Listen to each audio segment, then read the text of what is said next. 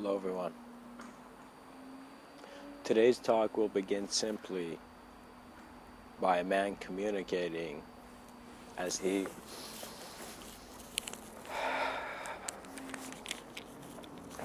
sits on the ground of some park, some general parkish area.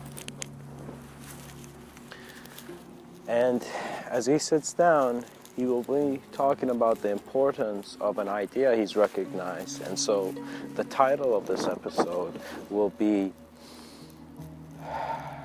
the emphasis on to be a son of existence. When you look at being a son of existence, or we can even see it in the dynamic of being a son to existence, there is some devotion in which has been a moment of union, regardless of its ceremonial manner, in which you have come into this life. As you have entered through that door, you begin to see that your beginning began from nothing. And so, as your end may end in nothing, your beginning and end seems to be in the same place. So as man becomes conscious of the relationships he has with himself, and in how that self projects a sense of other, he begins to see that your sense of a father is important to you because you might be a father. And so as you begin to understand how one symbol is sustaining and passing down its wisdom to the next, there needs to be a respect for life force, and you must not touch life or think that something is wrong, but see how, similar to how you let that river naturally flow, you need to let other people exist as they naturally do. And if the person is not mindful in their co-creation in a social way, then there may be proper action done in the manner that is appropriate. But we must acknowledge human beings, and in saying that, there is a simplicity to existence that can never be forgotten. And the person in the illusion seemed as if he had forgotten something. Perhaps why he thought he was in an illusion. It could be an illusion where you're trying to find a bathroom in someone else's house in which you've never been to, and suddenly you walk into the closet. And so you may think, oh gosh, this closet, is this an illusion? No, it's just the wrong room. And so it is very important to see where the emphasis of reality is pointing to what is meaningful to you, and that exploration is required.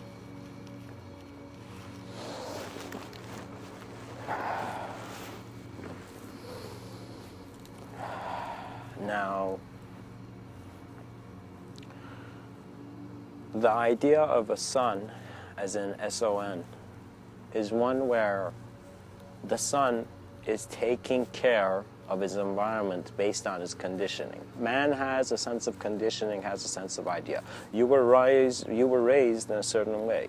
Now, as you were raised in a certain way, it is very important to see how you put, in a sense, the Jenga pieces together, or how the Jenga pieces are put together, and in how you're pulling them out in regards to how your life is moving. So what that means is there's an idea which is culturally significant and in some way of observing you as an individual significant, that needs to be communicated both to others and also needs to be communicated internally to you, and you need to hear yourself. And to hear yourself means to be aware of your experience and where your moment is really being. Simple stuff. Because the complexity is immediately being stopped. And so as a meditation, it is suggested that when you are still, you observe the movement, and when you move, you observe the stillness. And so you are aware, and this is the nature of consciousness and observing and working with abstract thought.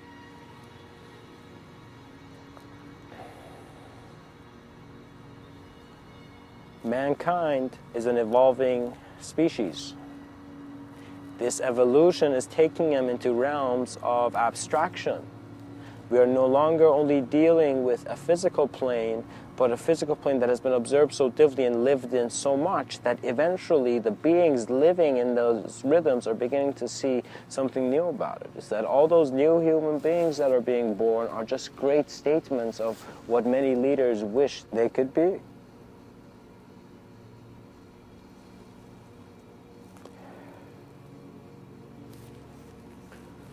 as we notice where our senses of not wanting things and not doing things are coming from, we dive into the atmosphere where the problem is manifest. So we begin to look at the manifestation of the problem, and in our observance of that, see that it does not need to be kept in an area where it needs to influence us.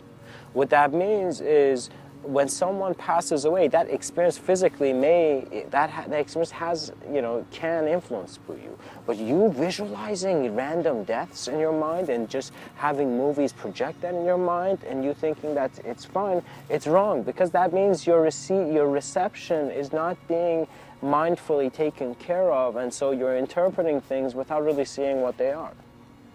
And that even also creates a thin line of illusion, in the sense that you do not trust the imagery. And so that's why you see that the word God needs to be more than just a word for you, an experience.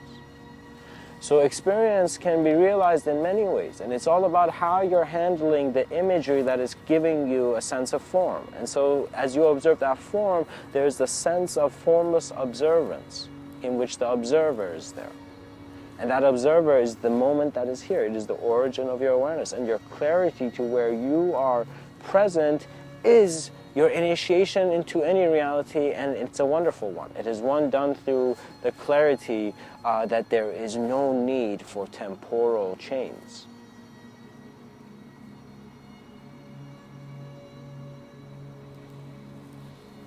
Be a son to existence, and realize that your ideology is one aspect of your experience, but how you have lived your life and being aware of all of this in a whole moment as if you could see everything you've ever done, and that whole experience is another. And it's very important to realize the experience that you are. Clarity always begins with you realizing that you're not clear. And guess why? Who do you think are some of the best people and greatest people who can give clarity to the world? The most unclear people, because in their ability to realize why they have not been unclear, their intensity of suffering is the greatest lesson of mankind. So what that means, we have certain human beings going into a Hossein Bolt type of thing, and certain human beings lost in a world where their suffering is intense. And so we even see that the Buddha, in aspect of his experience, before he went and understood the nature of everything, was before he sat down by the tree, he had gone this practice back in the day where they would not eat. And so it's as if there was a practice back in the day where, by not consuming food and seeing their body move towards a sense of dissolution, they would be aware of what the spirit is, right? And so as the Buddha was there, I believe it is said that the Buddha had not eaten for so long that it's as if his skeleton could be seen. And so as he was there, he was about to fade, where he suddenly gets this cognition and realizes that by going through that peak suffering intensity, and remember, the Buddha was a kid who, in a sense, was born in a family that was, it was well established. His parents was a king, he was a prince, and his parents did not want him to see the outside world, actually. And so remember, this is a similar relationship to a lot of people who are born or who are grown in very family-oriented families, good families, and they have a concept of goodness and morality, but at the same time find themselves and their experience leading to points where they are beyond an idea, and so they are guilty about their experience. And you should never be guilty about any experience you've had, because that is not something that's relevant. What is relevant is the experience here, and the experience is present now, so the judgment is not continued by segmentation in space and time. Your memory is not the way you're organizing it to be. It's an existential intelligence that has non-linear and linear aspects, suggesting that you're a being greater than your definition.